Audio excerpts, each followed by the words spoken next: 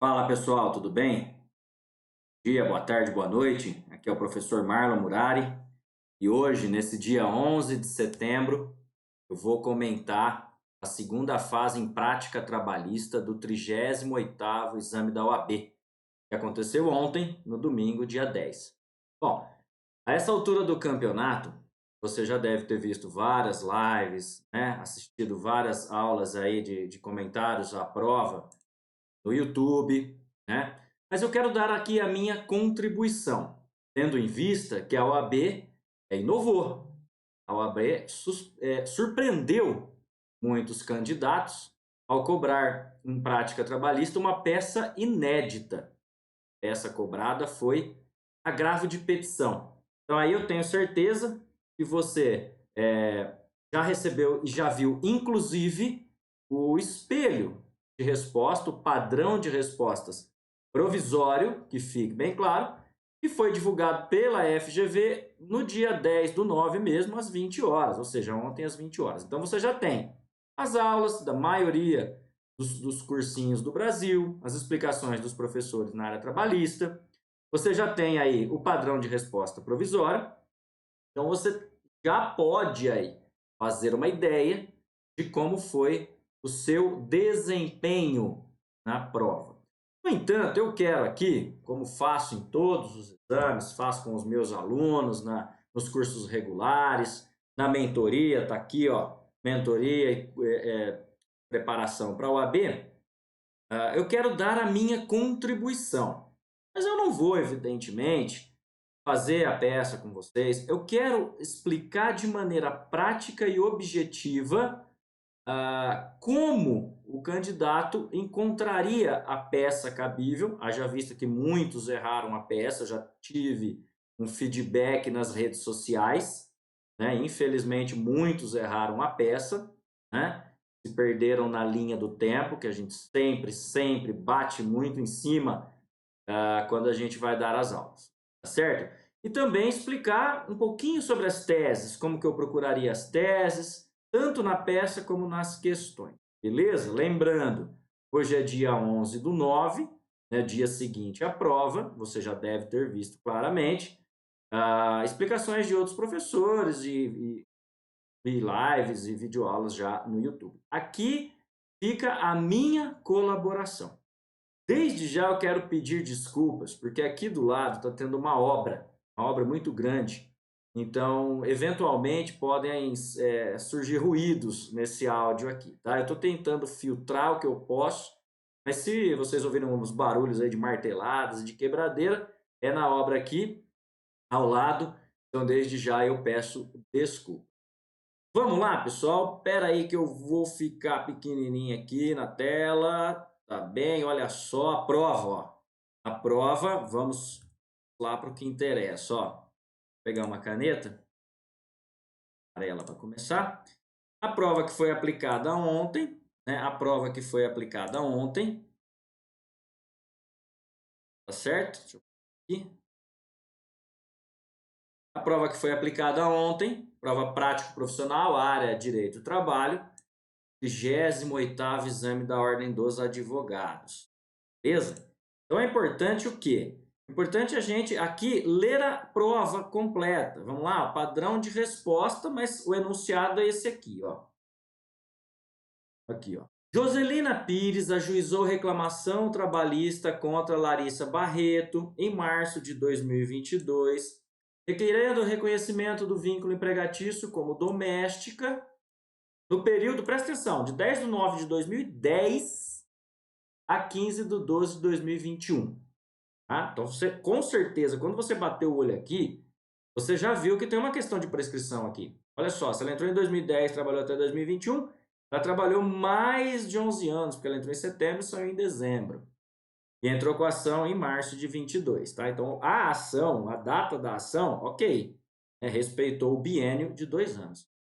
Afirmou que recebia por último salário de R$ 2.000 mensais, jamais recebeu 13º ou férias e requereu por todo o período. Então, olha só que interessante. De novo, ó, se eu tenho mais de 10 anos, se eu tenho mais de 11 anos aqui de trabalho, ela requereu por todo o período, eu tenho questão da prescrição quinquenal. Então, conforme você for lendo, né?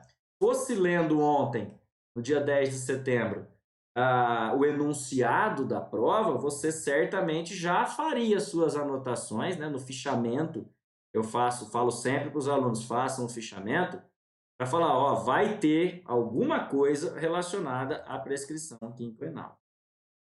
Sendo as férias calculadas sobre a última remuneração, ok? É assim mesmo que tem que ser. FGTS horas extras a partir de quando tais direitos passaram a ser devidos ao empregado doméstico. Assim como honorários advocatícios, sempre tem honorário, né? A petição inicial indicou estimativa de valores pretendidos e foi distribuída ao juízo da centésima vara do trabalho de Petrópolis, Rio de Janeiro. Se a banca te deu o local, você tem que ficar atento, porque no endereçamento você tem que colocar isso daí. Recebendo o número do processo, processo número aqui, 00500 80 2022 501 0100, que é o padrão de número de processo utilizado na Justiça do Trabalho, tá? Se deu informação de processo, você vai ter que colocar, existe um processo em andamento. O rito adotado foi o ordinário em razão do valor postulado. Devidamente citada, a reclamada não apresentou contestação, ela não fez contestação. Daí, porque o pedido foi julgado inteiramente procedente, a revelia. Sendo proferida uma sentença líquida no valor de R$125 mil. Intimadas as partes, não houve interposição do recurso dessa decisão da Vara do Trabalho, ninguém fez o RO, ninguém fez recurso ordinário. Foi certificado o trânsito julgado e a executada foi citada por oficial de justiça em maio de 22 para o pagamento voluntário, mas ficou quieta, quedou-se inerte. Ele está te contando a história. Então, o juiz acionou o bloqueio de ativos, que é o famoso Cisbajude, hoje é o antigo Bacenjude, hoje é o Cisbajude, inclusive faz parte da atividade da Justiça, conseguindo reter R$2 mil da executada. Contando. As novas tentativas de bloqueio foram infrutíferas, sendo então expedido mandado de penhora e avaliação de bens. Foi penhorado imóvel, presta atenção, em que vivia a executada, avaliado pelo oficial de justiça em R$123 mil e a penhora foi registrada no Registro Geral de Imóveis, que é o cartório de imóveis, registro de imóveis. Fico muito feliz pela OAB prestigiar novamente nós, oficiais de justiça, né, falando, explicando certinho aqui como funciona a fase de execução, inclusive a atuação do oficial de justiça. Esse é o meu métier, eu faço isso praticamente todos os dias, ok? Muito bem.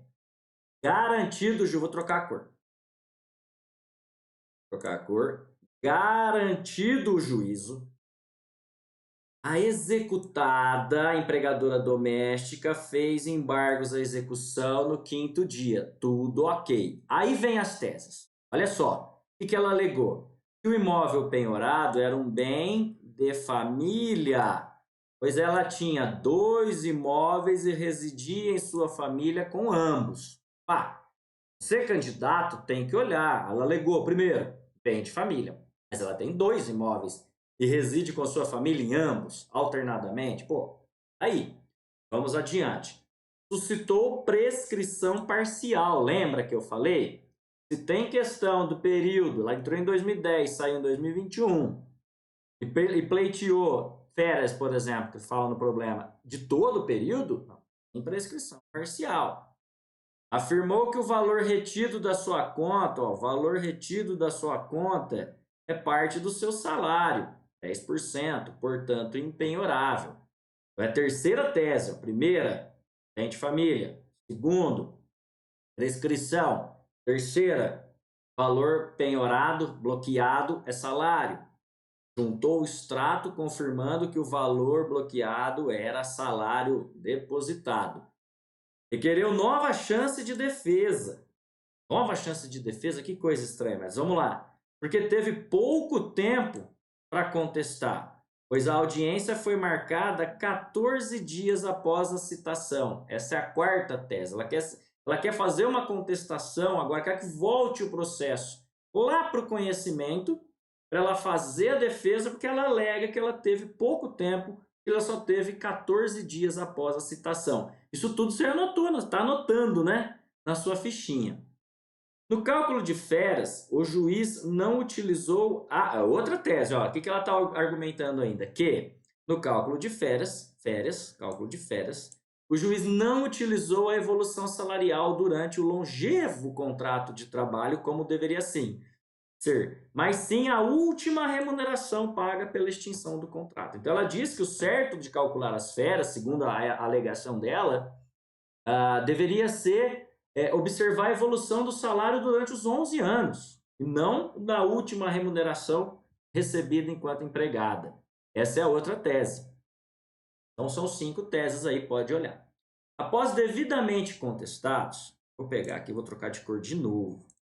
Após devidamente contestados, o juiz julgou procedente os embargos à execução. Alô, meu aluno, alô, minha aluna, candidato que fez a prova ontem e que vai fazer as provas futuras, como você vai entender isso aqui? Veja, o juiz acatou os embargos à execução feita pela empregadora doméstica. Acatou. Ah, professor, mas ele está errado. Justamente, vamos ver por quê.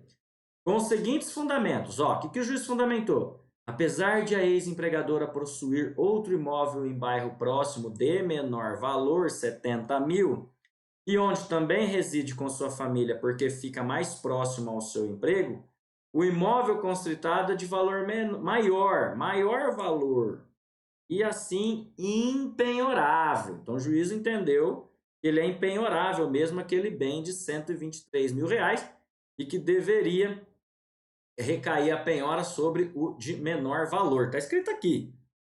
Acolheu a prescrição parcial para fixar os cálculos, que devem considerar só os 5 anos anteriores ao ajuizamento da ação, e não todo o período trabalhado.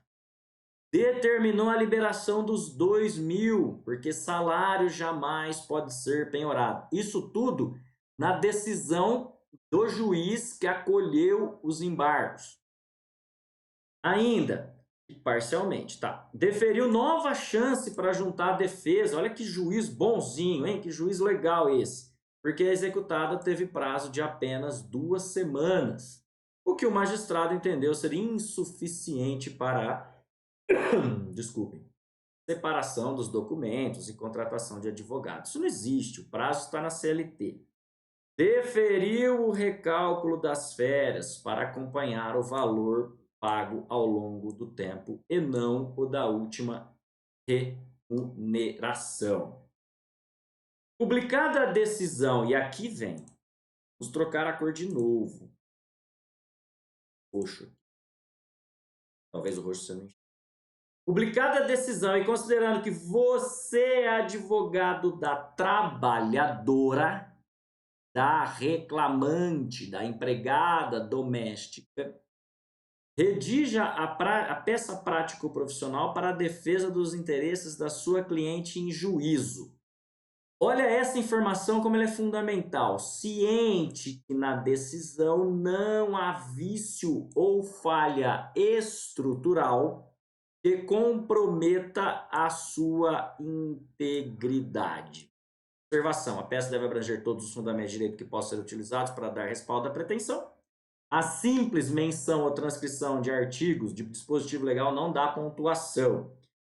Nos casos em que a lei exigir liquidação de valores, o que não é o caso, o examinando deverá apenas representá-los pela expressão reais, né? Cifrãozinho aqui, beleza? Admitindo-se que o escritório possui setor próprio ou contratado para esse fim. Essa informação vem em todas as provas. Então vamos lá. Qual é a grande questão aqui, pessoal? Você tem a prova, você tem os grifos, e aqui o professor Marlon pergunta para você: como eu saberia que se trata de um agravo de petição aqui? Como eu saberia que se trata de um agravo de petição? Então veja bem, a informação começa aqui. Você vai lembrar da linha do tempo, nós já fizemos, e você vai se atentar para que esse processo, esse caso do problema da ordem, ele já não estava mais na fase de execução, da fase de conhecimento, ele já está na fase de execução. E como eu sei isso? Porque você viu a informação, teve sentença da vara trabalhista do Rio de Janeiro, dessa sentença as partes não fizeram RO, transitou em julgado e o juiz começou a liquidação. O juiz apresentou a sentença líquida em R$125 mil. Foi feito um bloqueio de valores, depois foi feita a penhora para complementar esse valor pelo oficial de justiça. Então, encontra-se garantido o juízo. Então, veja, a fase de conhecimento já acabou, transitou em julgado. A fase de execução começou com a liquidação da sentença. O oficial de justiça foi lá e penhorou um imóvel, e aí já tinha também mais R$2 mil de bloqueio de esbajude. Tá tudo no problema, não estou inventando uma informação. Então, tá garantido o juízo. Aí a CLT fala, bom, então eu tenho aqui garantido o juízo. Aí a CLT fala, qual é o próximo passo? Garantido o juízo, a parte poderá apresentar embargos à execução.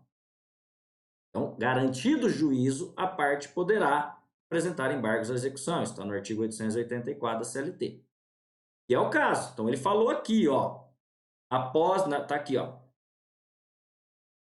Quer ver? Eu vou voltar aqui só um pouquinho para a gente achar. Ó. Garantido o juízo, onde eu tô aqui, ó, já grifei. Tô aqui, ó, o mouse aqui, ó. Grifar de novo, em vermelho, garantido o juízo. A executada apresentou embargos. E aí ela apresentou as teses todas. Garantido o juízo, a parte apresentou os embargos. A reclamante, a sua cliente, ela contestou os embargos. Quando ele fala após devidamente contestados, são os embargos que ela apresentou, meu povo. Na execução, feito o embargo, o juiz abre prazo para você apresentar o quê? A contestação aos embargos. Tem gente que fala manifestação, tem gente que fala impugnação, mas a verdade é uma resposta, uma contestação. Desculpa essa tosse, gente, com uma alergia aqui terrível, mas vamos lá. Então, contestou. E aí, não, após devidamente, vou trocar de cor de novo. E aí, após devidamente contestado, o juiz, olha só, julgou. Não vai dar para eu grifar aqui, porque já está grifado, ele vai me atrapalhar. Então, o juiz julgou procedente os embargos. Então, o que você tem na linha do tempo? Você tem uma sentença que julgou procedente os embargos. Na hora que você fizer a sua linha do tempo, fala, bom, estou na contestação. Sentença líquida, penhora, garantida o juízo, embargos à execução, contestação, sentença. Sentença que julgou os embargos à execução. Feita essa linha do tempo, você fala, bom, que recurso que cabe na fase de execução da sentença que julga os embargos à execução? Cabe agravo de petição. Meus amigos, não tinha como errar. Por que não tinha como errar? Vamos lá. Primeiro, a OAB te deu uma dica muito importante. A OAB falou, ó, considere ciente que na decisão não tem vício ou falha estrutural. Então, muitos alunos já mandaram mensagem e tudo mais, falando, professor, e os embargos de declaração? Bom, seria cabível caso o problema não tivesse te dado essa informação. Então, a sentença que julgou os embargos à execução está perfeita, não tem vício, não tem nenhuma irregularidade. Então, não tem embargos de declaração nesse caso. Então, qual é a peça cabível? Agravo de petição. E nas minhas aulas, nos treinamentos, pessoal, eu sempre falo, apelação na execução, agravo de petição. Faz uma musiquinha dá super certo.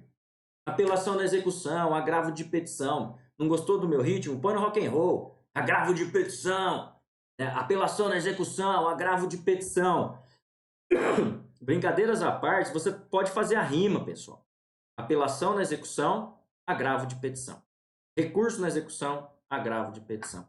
Tem algumas hipóteses em que ele é cabível, mas a mais clássica delas é justamente a decisão que julga os embargos à execução. Há outras hipóteses também, não vou falar aqui agora, mas a mais clássica, inclusive na prática trabalhista, e nisso eu vejo que a OAB quis verificar se o candidato entende a prática trabalhista, porque isso é o métier do advogado. Você tem uma sentença condenatória, vai começar a execução, é um outro processo que se inicia. Inclusive, fica a dica aqui do professor Marlon, aqui, ó, cursos e treinamentos. O advogado trabalhista que domina a execução é o advogado de sucesso. Pega essa dica aí.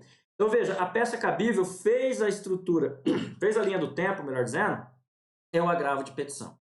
E aí, outra coisa que eu falo durante as aulas que vai te ajudar. O agravo de petição, ele tem estrutura de recurso. Ele tem estrutura de recurso ordinário. Ele é a apelação na execução. O recurso ordinário é a apelação na fase de conhecimento. O agravo de petição é a apelação na fase de execução. Você conseguiu entender, né? Então, um aluno que domina a estrutura do recurso ordinário pode até ter falado assim, nossa, professor, sei lá, durante os cursinhos que eu fiz por aí, durante meus estudos, meus treinamentos, não foi dado o agravo de petição. Tudo bem, mas bastava você saber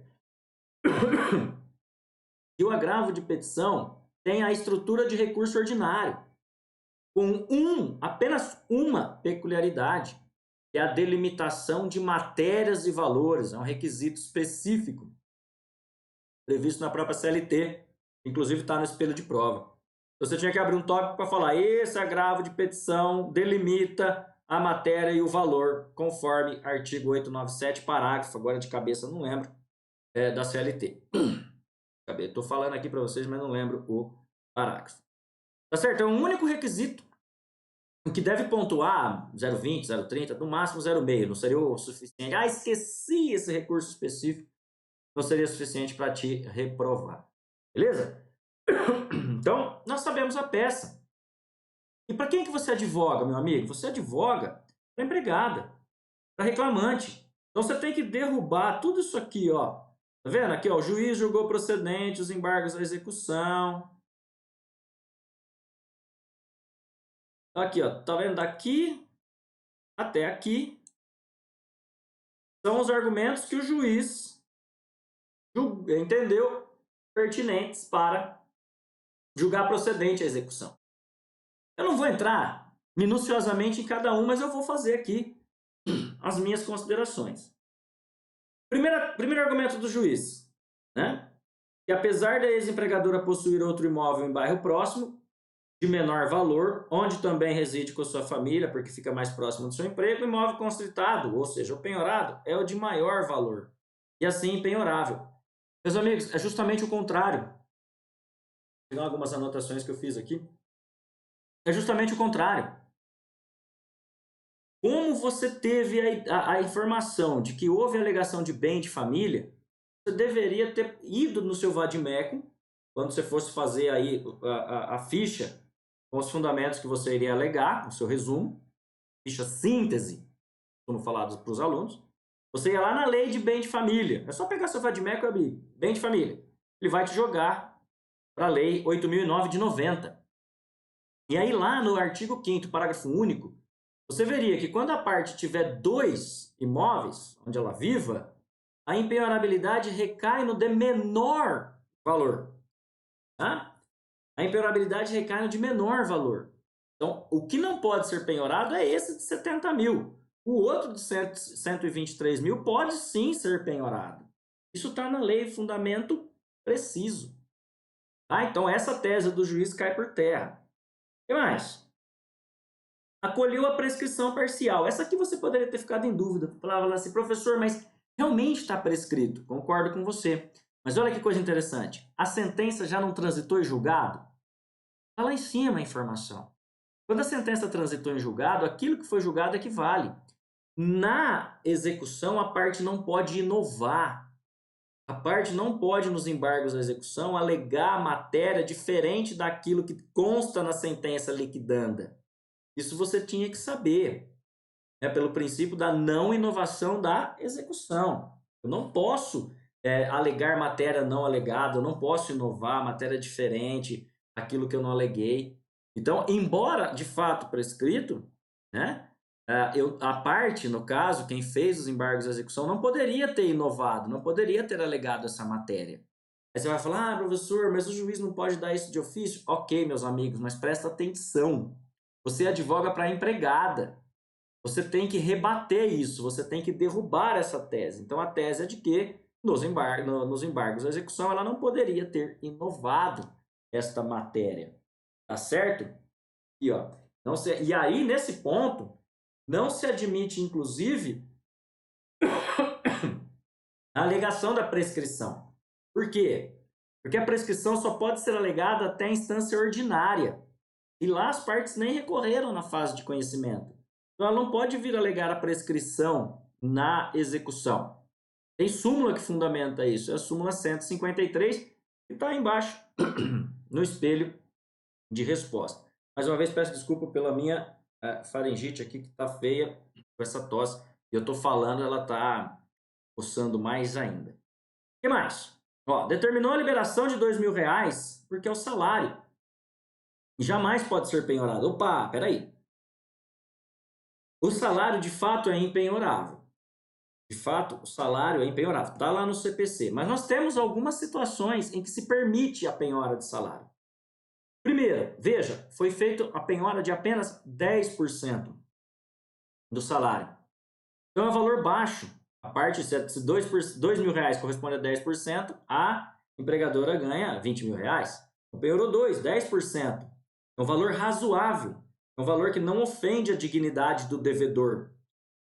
Então, a proporção da penhora é baixa, é razoável. Outra questão é que o dinheiro na ordem da penhora é o primeirão de todos. Então, a liquidez do dinheiro deve prevalecer. Então, você usaria aí duas teses, né?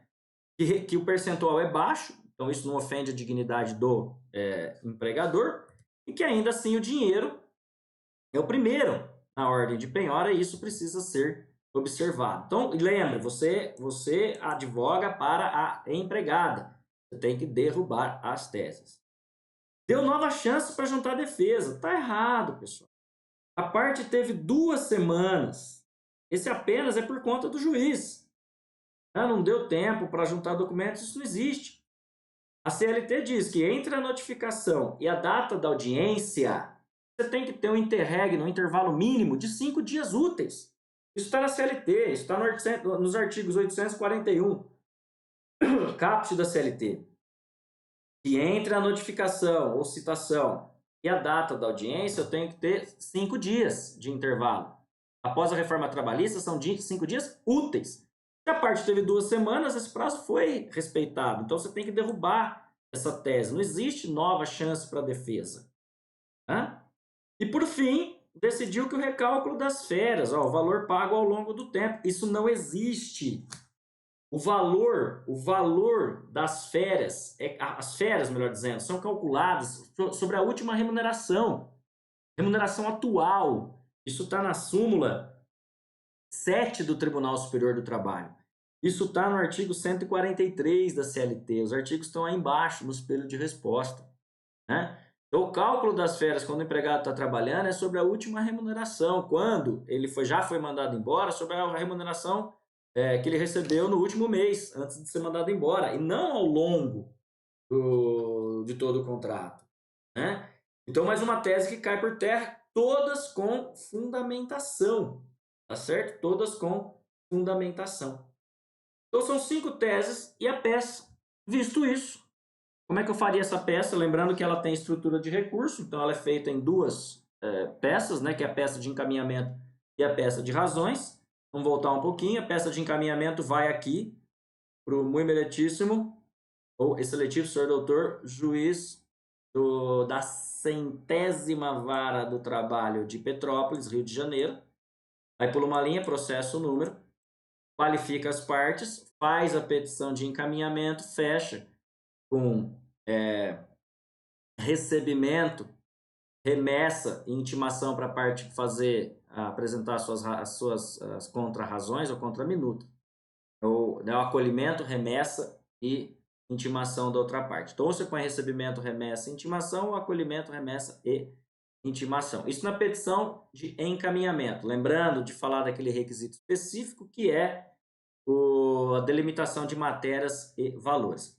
Aí você faz a petição de razões, quando você aí sim vai para o egrégio Tribunal Regional do Trabalho da 3 pontinhos região. Como aqui Petrópolis é Rio de Janeiro, fica um pouco mais fácil. Tribunal da 1ª região. Ah, professor, não sabia, deixei 3 pontinhos. Ok, sem problema. Né? Pulou uma linha, colocou o nome do agravante, do agravado, colocou o número do processo antes, tudo bonitinho.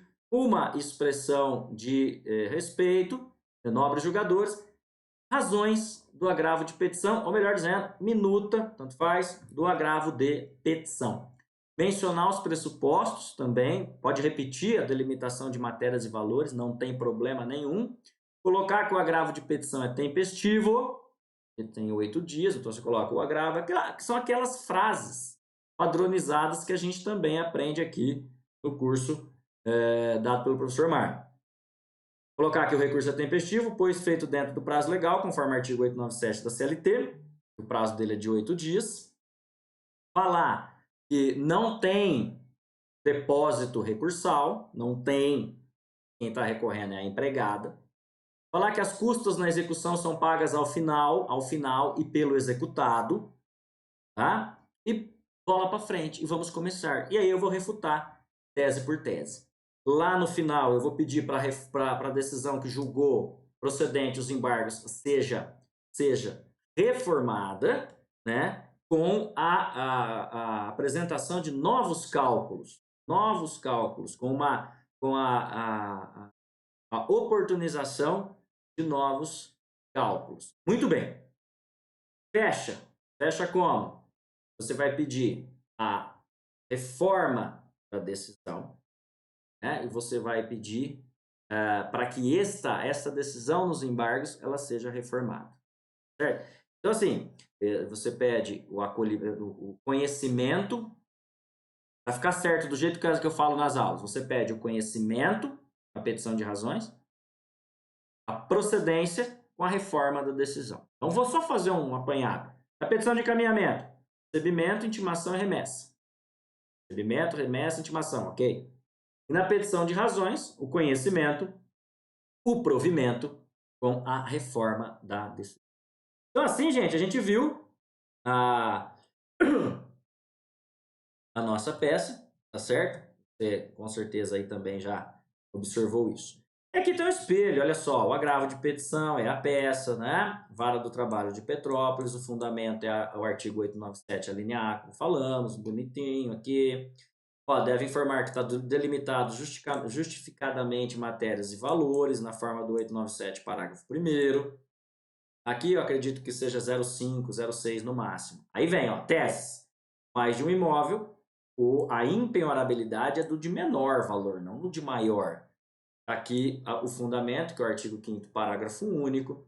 Prescrição deve sustentar que não foi arguido na instância ordinária e por isso agora ele não pode ser feito, né? Súmula 153 e também 884, parágrafo 1º da CLT. O salário pode ser penhorado ainda mais parcialmente para a satisfação de um crédito de natureza alimentar. Citar o quê? 833, inciso 4 e parágrafo 2º. CPC que fala que dinheiro tem ordem preferencial e que o salário pode ser penhorado parcialmente. Quanto à nova chance de defesa, não pode prevalecer porque o prazo legal de 5 dias úteis foi observado conforme o artigo 841 da CLT. E por fim, quanto às férias, deve insistir que elas são calculadas pelo último salário, súmula 7. Então, 5 teses aqui. Requerimentos finais, admissibilidade do recurso, no mérito, seu provimento para reformar. Aqui só faltou a OAB falar, aqui para reformar, reforma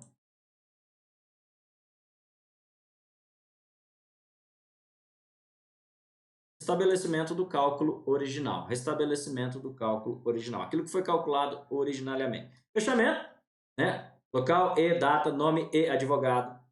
Nome e número da OAB do advogado, sem inventar dados, tá? Muito bonitinho. Local e data. Coloca assim, termos em que pede deferimento, local e data, nome e número da OAB do advogado. Beleza? Isso é a peça. E as questões? Questão eu tive de tudo um pouquinho, ó. Questão nós tivemos aqui questões que cobraram, como é que fala? Acordo, tá? Questões que cobraram terceirização, questão que cobraram fato do príncipe, olha que interessante. Então, vamos lá. Douglas ajuizou em 2022 ação contra seu ex-empregador, a sociedade empresária Serralheria Milenar, postulando FGTS não depositado, sono noturno, indenização por dano moral, hora extra. Designado audiência, as partes conciliaram no valor de 60 mil. Pago em 10 parcelas de 600. Nós fizeram um acordo. Né? A primeira parcela, o acordo foi homologado. É isso que você tem que saber. O acordo foi homologado pela juíza que presidiu os trabalhos. A pedido da sociedade empresária, olha só, o acordo foi homologado. A pedido da sociedade empresária foi estipulado que todo o valor pago seria a título de indenização. Isso aqui você tem que saber. Ó. O que ele pediu? Ele pediu FGTS, ele pediu adicional noturno, ele pediu indenização por dano moral e horas extras. Deixa eu trocar a cor aqui, só para entender uma coisa, que é importantíssimo você, no direito material, entender algumas coisas. Então aqui, ó, a empresa pediu que todo o acordo fosse aqui, ó, a título de indenização por dano moral. Tá? A pedido da sociedade foi estipulado que todo o valor seria a título de dano moral. Então o juiz deu isso. Só que isso não é assim, não pode ser assim, porque aqui, ó, eu tenho adicional noturno, né? Não é que não pode ser assim na prática tudo bem, vai acontecer. Mas você tem que entender, quando eu digo não pode ser assim, é que você tem que entender que algumas dessas verbas não têm natureza indenizatória, elas têm natureza salarial. Exemplo, adicional noturno é salário, tem previdência, tem que recolher para a previdência. Hora extra, igual. O dano moral, tudo bem. Mas existem verbas aqui que têm natureza salarial e aí elas têm que ter o recolhimento de previdência. Passar para a previdência. 5 dias após, aí vem, ó. 5 dias após, o autor peticionou nos autos dizendo que se arrependeu, manifestando desistência da conciliação, porque um colega em situação semelhante havia recebido um valor muito maior. Caso ainda não tivesse recebido nenhuma parcela, requereu, como ainda não havia recebido nenhuma parcela, requereu uma remarcação de audiência para instrução e caso isso negasse que recebesse a petição como recurso ordinário. Entenderam o que ele fez? Ele fez acordo e se arrependeu. Só que o acordo foi homologado. Tá? Então tem duas situações aí. Diante dessa situação retratada nos termos da CLT, responda os itens a seguir. Presta atenção. Caso a magistrada concedesse vista da petição, que tese processual você, na condição de advogado de quem? Da empresa, sustentaria em defesa da sociedade? Justifique. Bom, o que você sustentaria? O sujeito fez o acordo foi homologado, e que esse acordo, assim que é homologado, ele transita em julgado. E aí que ele transita em julgado não pode mais mudar. Só pode ser refutado por ação rescisória, e se tiver algum motivo previsto na lei que justifique, que fundamente a rescisória. Então, nesse caso, não tem como ele se arrepender. Homologou o acordo, transitou em julgado. E o fundamento aí, gente? O fundamento é o artigo 831, parágrafo único da CLT, súmula 259 do TST e súmula 100, inciso 5 do TST. Esse inciso 5 da súmula 100, inclusive, fala que o acordo homologado na justiça transita em julgado na data da homologação do acordo. Então não tem como ele se arrepender aí. Infelizmente, se ele fez o acordo e o juiz homologou, só se ele provar algum vício. Como o problema não falou nada, acabou. Não tem nada que falar. Voltando aqui. No caso apresentado, alguma entidade pública precisa ser intimada do acordo homologado? Sim, precisa ser intimada. A União precisa ser intimada porque há aqui verbas de natureza salarial, então deveria ter havido recolhimento à Previdência. Então a União, ela deverá ser intimada para, em querendo apresentar o recurso dela, a União, como terceiro interessado. Tá? Então, a União deve ser intimada, sim, conforme o artigo 832, parágrafo 4º da CLT. Fechou? Maravilha. Olha o gabarito aqui, ó.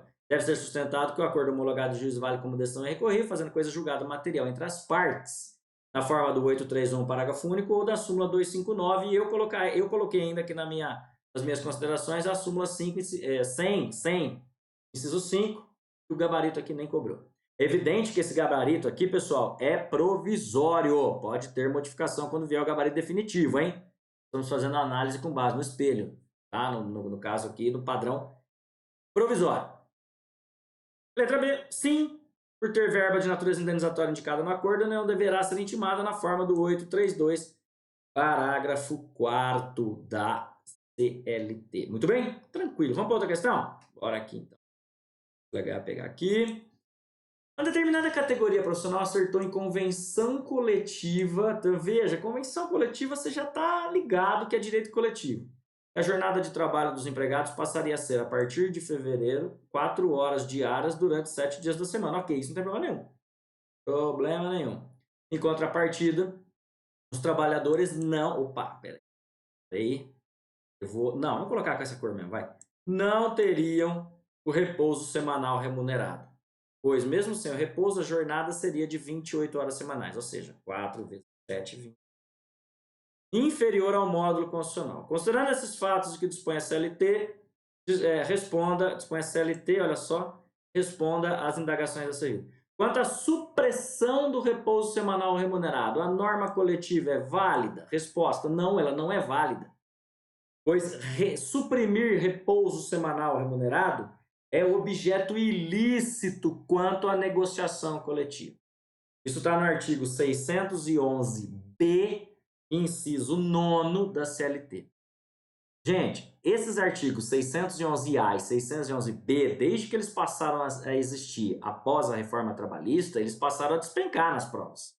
Então, se você pegar lá o 601, repouso semanal remunerado, supressão por negociação coletiva, no seu vademecum, você vai ver objeto ilícito, vai te jogar necessariamente para esse inciso 9 do artigo 611-B da CLT. Então, essa norma é válida? Não, essa norma não é válida, porque a supressão do repouso semanal remunerado por negociação coletiva é objeto ilícito na forma do 611-B, inciso 9. Outra, seu cliente empregado dessa sociedade, seu cliente empregado dessa sociedade, se seu cliente empregado dessa sociedade considerasse injusta a cláusula e quisesse anular, lá já falou para você já, judicialmente, contra quem deveria entrar ou ajuizar uma ação? Ele deveria entrar justamente com uma ação anulatória de cláusula de acordo com convenção coletiva contra a empresa, a sociedade empresária e o sindicato, tá? Dá até para você ver a resposta, mas então tá na mão aqui, ó. A ação deve ser, vamos lá. A norma coletiva não é válida e o fundamento está aqui. A ação deve ser movida contra a sociedade empresária e o sindicato, conforme prevê, inclusive, pessoal, é previsão expressa, 611-A, parágrafo 5º da CLT, que fala que o sindicato vai atuar necessariamente como litisconsorte. Então, a ação deve ser contra a sociedade empresária, afinal de contas, ela participou desse acordo, e também contra o sindicato. Não é difícil, né, gente? Pegando o vademecum, lembrando da anulação aí da convenção coletiva, ele vai te remeter aqui para o artigo. Bom, muito bem. Muito bem aqui, questão que cobrou terceirização. Vou até esconder o gabarito aqui para dar um suspense, né, gente? Você advoga para um médico, ó, você advoga para um médico. Bem, para quem que você advoga? Para o médico. Começou bem, já está advogando para o médico. Aí, torço para que sua advocacia voe e decole assim. E ajuizou reclamação trabalhista em face de uma organização social de saúde, que é a empregadora dele, que é o Hospital Brasileiro de Bons Cuidados, o qual prestou serviço para a União. Opa! Então, a empregadora dele, que é o Hospital Brasileiro de Bons Cuidados, prestou serviços para a União e também nessa reclamação. Então, ele entrou com a ação contra a empresa, Hospital Brasileiro. Você entrou, né? Você que é o advogado dele. Fez bem? É isso mesmo. Entrou contra o Hospital Brasileiro e também contra a União. Sendo que além, aí vem, ó, o que a União fez? Vamos trocar de cor aqui. A União contestou a sua legitimidade no polo passivo e diz que são indevidos honorários advocatícios em caso de sucumbência, porque ela se trata de um ente público. Então, duas teses. Duas teses. A ilegitimidade, que a União alega, e que ela não precisa pagar o honorário de sucumbência. Então, você, na hora, você já colocou duas teses ali na sua síntese, e vamos trabalhar. Você advoga para o médico. Tá? Então, vamos lá. Seu cliente foi dispensado enquanto o contrato entre os réus ainda estava ativo, ou seja, ele foi mandado embora pelo Hospital Brasileiro, mas o contrato de terceirização estava ativo, o Hospital Brasileiro continuou prestando serviço para a União. Ao longo de todo o contrato, é aqui que você tem que ficar esperto. A União jamais efetuou qualquer fiscalização do cumprimento dos direitos trabalhistas. o que foi admitido em sede de defesa como fato incontroverso. Está incontroverso, meu povo, olha para mim aqui. Está incontroverso que a União jamais efetuou qualquer tipo de fiscalização dos direitos trabalhistas. Isso está incontroverso, foi demonstrado. Professor, por que isso é importante? Porque é justamente isso que faz configurar a responsabilidade da União. Ai, professor, como é que eu saberia isso? Você, batendo o olho nessa questão, você teria que identificar, vai ter nas próximas questões, que isso despenca em prova, identificar que isso é uma hipótese de terceirização. Aí você correu no seu vadimécum, procurou terceirização, encontrou com certeza a Lei 6.019, claro, mas encontrou também a súmula 331 do Tribunal Superior do Trabalho. E aí, encontrando essa súmula 331, você vai ver o que nos interessa. Mas vamos lá. Que tese jurídica você deverá sustentar na ação para obter a condenação da União? Que ela é responsável solidária em virtude da ausência de fiscalização no cumprimento dos direitos trabalhistas. Então, ela incorreu em culpa invigilando, conforme súmula 331, inciso 5 do TST. 331, inciso 5 do TST. É óbvio, aqui eu faço um parênteses enorme, né, para explicar duas coisas. Primeiro, em âmbito do TST, nós temos algumas decisões, não são súmulas, do TST falando dessa questão da prova diabólica. O que é a prova diabólica? É a prova que o empregado não consegue fazer. É impossível fazer. É o caso aqui. Como é que eu provo? Olha só, na prática, a administração não fiscalizou. Na prática, isso é complicado. Então, tem decisões do TST dizendo que é uma prova diabólica e que não deve existir por isso. Mas, não estou na prática ainda.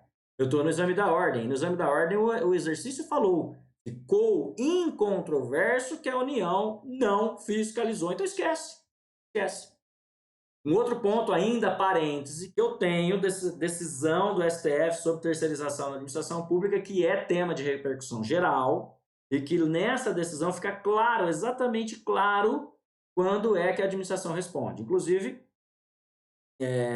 essa ação menciona também a lei de licitações e contratos. Ah, professor, não. A OAB está aqui. A OAB te deu o padrão. Então, a resposta está clara na súmula 331, inciso 5. Beleza? Muito bem. Tese jurídica você deverá sustentar para o seu pleito de honorário de advogado em relação à União, em relação à segunda ré. Essa é mais fácil. Essa daí você fala, honorário de advogado, honorário advocatício, honorário de sucumbência, vai lá no Vadmec. Honorário de sucumbência. Ele vai te remeter necessariamente ao artigo 791A da CLT. Aí você vai ler esse 791 e vai ver no parágrafo 1º o que você vai ver no parágrafo 1º? Que é cabível honorário em face aos entes de direito público. Está escrito no parágrafo 1º. Então você vai dizer que ela tem que pagar, pois há uma previsão expressa no 791A, parágrafo 1º da CLT. Foi a resposta? Como é que é a resposta? Deve ser suscitado que a União responde subsidiariamente, porque demonstrada a culpa invigilando, conforme súmula 331, inciso 5 TST. Letra B. Deverá sustentar que nações contra a fazenda pública são devidos honorários na forma do 791, que foi um grifo a mais, 791, parágrafo 1º da CLT. Legal, né? Agora vamos para a última questão. Última questão que é o fato do príncipe, professor. Que coisa louca! Como é que eu saberia isso? Aí você teria que dar uma pesquisadinha melhor. Vamos lá. Decreto municipal determinou que a rua em que funcionava a oficina mecânica deveria ser fechada para a circulação de veículos, considerando como área de lazer. Essa medida tornou impossível a continuidade dos negócios da oficina e acarretou encerramento das atividades. O empregador quitou as rescisões contratos empregados sem, contudo, pagar a multa rescisória. Em razão disso, houve o ajuizamento de uma reclamação trabalhista de um ex-empregado requerendo pagamento da multa rescisória e da multa do 477. A sentença julgou procedente o pedido da multa rescisória e improcedente o 477. Beleza? Inicialmente, a parte ré se conformou com a decisão. Cuidado que aqui pegou muita gente. Inicialmente, a parte ré se conformou com a decisão. Por isso tem que ler tudo com calma, atentamente. Porém, o autor recorreu e o processo está no prazo de resposta deste recurso. Vamos fazer a linha do tempo. Tem uma sentença, esquece o mérito da coisa agora, esquece o mérito da coisa. Você tem uma sentença da vara do trabalho. A empresa, o empregado recorreu. A empresa não recorreu. Aí a empresa foi intimada para apresentar contrarrazões ao recurso ordinário do empregado. Então, o processo está na linha do tempo, está aqui. Está aqui. O que ela pode fazer? Claro, apresentar a contrarrazão de recurso ordinário. Mas ela pode fazer mais alguma coisa? Vem comigo. Olha aqui. Qual tese jurídica a ser defendida para o não pagamento da indenização? Lembra, você está advogando para a empresa. A tese jurídica é que a culpa não foi tua, do teu cliente, pelo encerramento das atividades. A culpa foi da prefeitura, porque ela fez um decreto e com isso fechou a rua, ninguém vai mais na minha oficina, fechou. Impossível a continuidade dos negócios. Então você tem que alegar a tese do fato do príncipe, né? E aí fundamentar aonde que você vai fundamentar a tese do fato do príncipe. Eu anotei aqui, professor Mar, achei, fato do príncipe. A paralisação foi motivada pela autoridade municipal e ela é a responsável. Aqui, ó, artigo 486 da CLT. Qual medida processual a ser adotada para viabilizar o reexame? Ele quer o reexame da sentença de procedência quanto ao deferimento do pedido de pagamento da multa rescisória. Eu falo isso para meus alunos, a prova da OAB tem que ser lida com mas muita atenção. Porque aqui você poderia falar, eu vou fazer contra-razão. Contra-razão é o que eu tenho que fazer. Mas a contra-razão, meu povo, não é para reexame da sentença, procedência. A contra-razão é para você rebater o que foi feito no recurso ordinário. Se você, na condição de advogado da empresa, quer reformar a sentença, você, neste caso do problema, você tem que fazer o recurso adesivo. É o recurso ordinário de maneira adesiva, ou recurso adesivo ao recurso ordinário feito pelo clamante, pelo empregado. Ah, professor, mas como? Veja, a OAB te deu a dica. Você ficou quieto, se conformou com a decisão inicialmente, mas o autor recorreu. E você está no prazo para apresentar contrarrazões. E aí ele vem e pergunta, qual medida adotada para viabilizar o reexame da sentença de procedência? Então, neste caso, se eu quero o reexame da sentença de procedência, eu tenho que fazer recurso adesivo no prazo de 8 dias. Tá bem? Tá bem? Então, esse é o caso. Professor, se fosse numa prática, como é que funcionaria? Você, em 8 dias úteis, como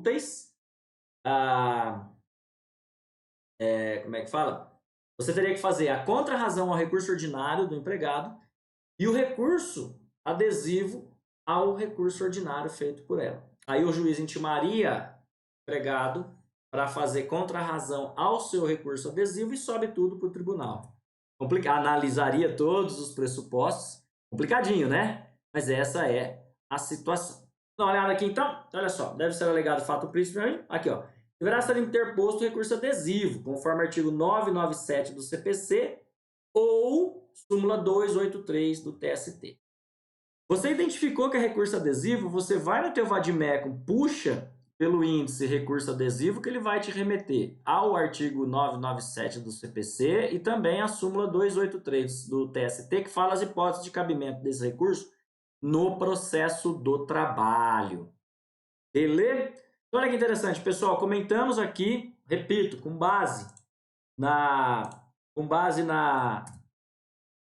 no gabarito provisório, né, no espelho provisório. Né, eu vim aqui hoje com o meu boné do Mentoria Marlon Murad, cursos e treinamentos. E eu espero que você tenha gostado. Nós temos aqui 55 minutos de aula, né, teoricamente rápida. E como eu disse, quando você já viu há muitas aulas, eu espero ter contribuído de maneira rápida e fácil para você entender. Lembre-se, se você quiser saber mais sobre essas provas, tiver dúvida, quiser conversar comigo, ó, meu contato está aqui, ó, Bizus de Direito do Trabalho. Esse é meu canal no YouTube. O meu Instagram é Prof. Marlon Murari, está aqui também. E eu costumo atender as dúvidas dos alunos, de quem não é meu aluno também, né? Sempre dentro aí das minhas possibilidades de tempo. Beleza? Gostei muito dessa nossa aula de comentário. A segunda fase em prática trabalhista do 38º exame da OAB. Até mais!